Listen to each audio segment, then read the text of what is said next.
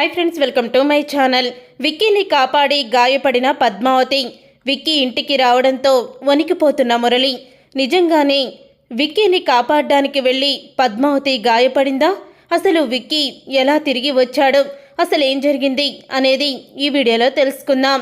విక్కీ గురించి బాధపడుతూ ఉంటుంటే అప్పుడే విక్కీ అయితే ఫోన్ చేస్తాడు.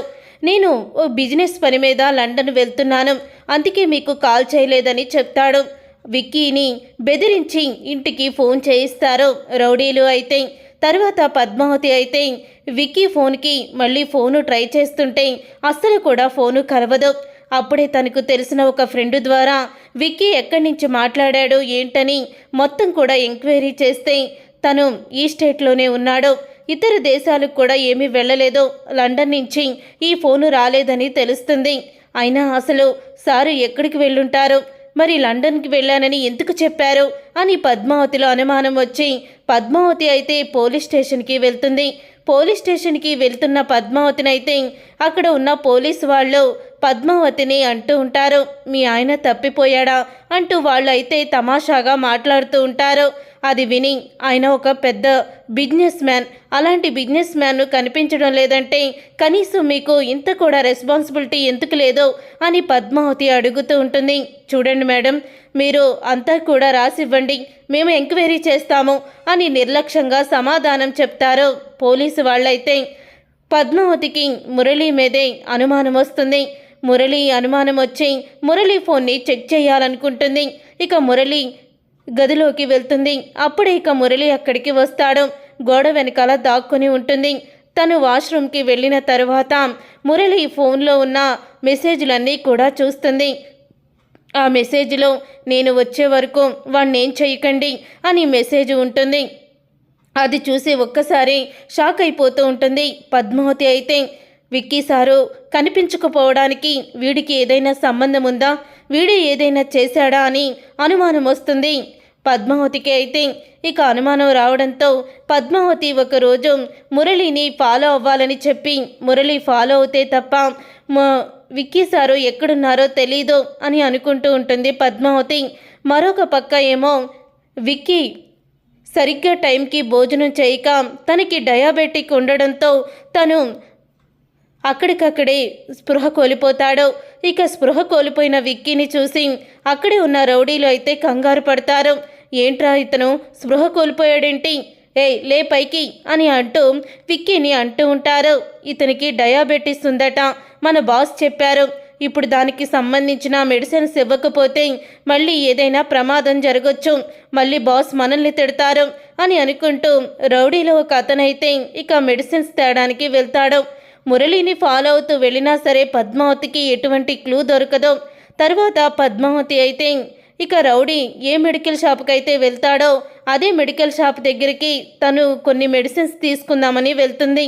అప్పుడు ఇక రౌడీ అయితే డయాబెటిక్ పేషెంట్కి భోజనం చేయక నీరసించి స్పృహ కోల్పోయారని చెప్పి అడుగుతూ ఉంటాడు.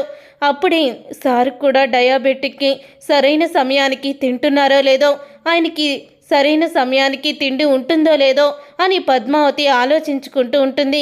రిసిప్ట్ లేకుండా మేము ఇవ్వం సార్ అని అంటూ ఉంటాడు. ఆ మెడిసిన్ ఇచ్చే అతనైతే అప్పుడే ఈ మెడిసిన్ మాకు కావాల్సిన వాళ్ళకే ఇచ్చేసేయి, ఇవ్వకపోతే నీ షాప్ ఉండదో వెలుగొచ్చేసరికి అని అంటూ ఉంటాడు రౌడీ అయితే. అప్పుడే ఇక రౌడీ అని తెలుసుకొని ఆ షాప్ అతను ఆ మెడిసిన్స్ ఇస్తాడు. ఆ మెడిసిన్స్ అన్నీ కూడా విక్కీ వాడే మెడిసిన్స్ లాగే ఉంటాయి, పద్మావతికి కనిపిస్తాయి. ఇదేంటి, విక్రమ్ సారు ఈ కంపెనీ మెడిసిన్సే వాడతారు, అసలు వేరే కంపెనీవి అసలు కూడా ముట్టుకోరు, మరి అలాంటప్పుడు ఈ మెడిసిన్స్ ఇతను తీసుకువెళ్తున్నాడో అది కూడా తిండి లేక స్పృహ కోల్పోయిన డయాబెటిక్ పేషెంట్కి అని చెప్పి అంటున్నాడు.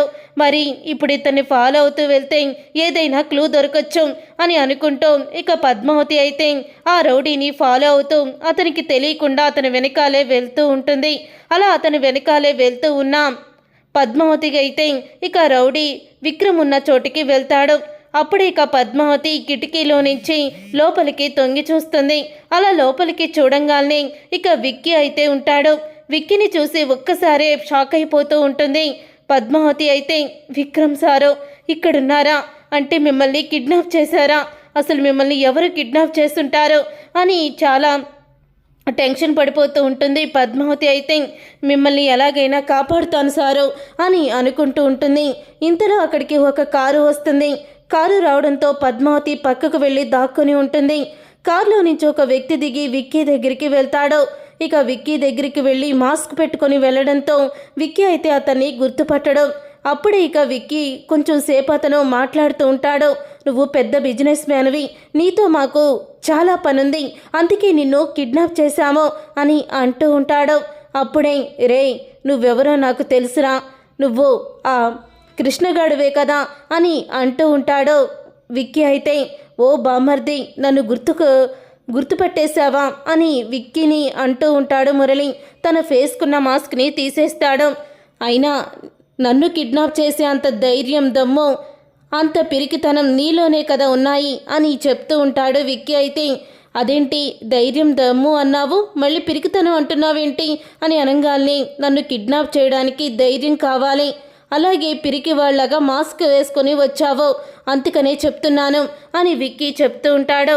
చూడు విక్కీ, ఇప్పుడు వరకు నేను చెప్పినవన్నీ నీకు అబద్ధాలు అని తెలిసిపోయాయని తెలుసు. పద్మావతి ఏ తప్పు చేయలేదని, తను నిన్నే ప్రేమించిందని నాకు తప్ప ఎవరికీ తెలియదు. కానీ నేను మాత్రం నిన్ను ఎలాగైనా సరే ఫినిష్ చేసి నీ ఆస్తి మొత్తం నా పేరు మీద రాసుకోవాలని ఆ రోజు ఒక ఫైల్ని తీసుకువెళ్ళమని పద్మావతిని బెదిరించి ఆ ఫైలు మీద సంతకాలు పెట్టించుకున్నాను. ఆ పద్మావతి చాలా తెలివైంది, నన్నే బ్లాక్మెయిల్ చేసి దాన్ని లాకర్లో దాచిపెట్టింది. ఆ లాకర్లో ఉన్న ఫైల్ని నేను కొట్టేశాను అని అంటూ మురళి తను చేసిన కుట్రని మొత్తం కూడా బయట పెడతాడు. అది విని పద్మావతి ఒక్కసారే షాక్ అయిపోతూ ఉంటుంది.